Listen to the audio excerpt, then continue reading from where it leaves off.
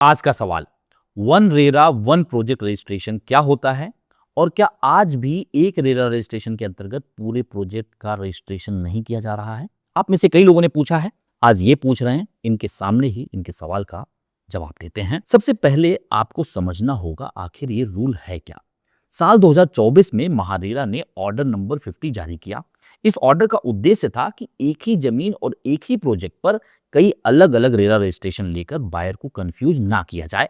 इसलिए जब भी कोई डेवलपर रेरा रजिस्ट्रेशन के लिए अप्लाई करता है, उसे एक डिक्लेरेशन कम अंडरटेकिंग देना पड़ता है। इस डिक्लेरेशन में डेवलपर को यह बताना होता है कि उस जमीन पर कोई दूसरा रेरा प्रोजेक्ट पहले से रजिस्टर्ड नहीं होना चाहिए और इसके साथ साथ उस जमीन पर किसी दूसरे रेरा प्रोजेक्ट का एप्लीकेशन पेंडिंग भी नहीं होना चाहिए।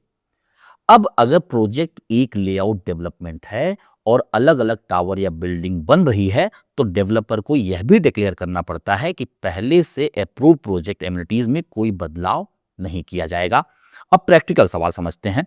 क्या आज भी पूरे प्रोजेक्ट का रेरा रजिस्ट्रेशन एक साथ नहीं होता है? हाँ, कई प्रोजेक्ट में ऐसा ही होता है। अगर शुरुआत में कुछ टावर रजिस्टर किए जाते हैं और बाद में नए टावर ऐड होते रहते हैं, क्योंकि ऑर्डर में कहीं भी साफ साफ यह नहीं लिखा है कि पूरे प्रोजेक्ट का रजिस्ट्रेशन एक ही बार में लेना जरूरी है। इसी बात का फायदा कई डेवलपर्स उठाते भी हैं।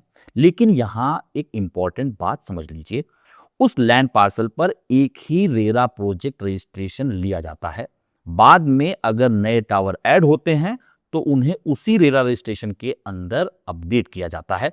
और सबसे महत्वपूर्ण बात, बायर को शुरुआत में जो एमिनिटीज दिखाई गई है उन्हें बाद में कम करना या बदलना अलाउड नहीं होता है। अगर ऐसा होता है तो बायर महारेरा में कंप्लेंट भी कर सकता है।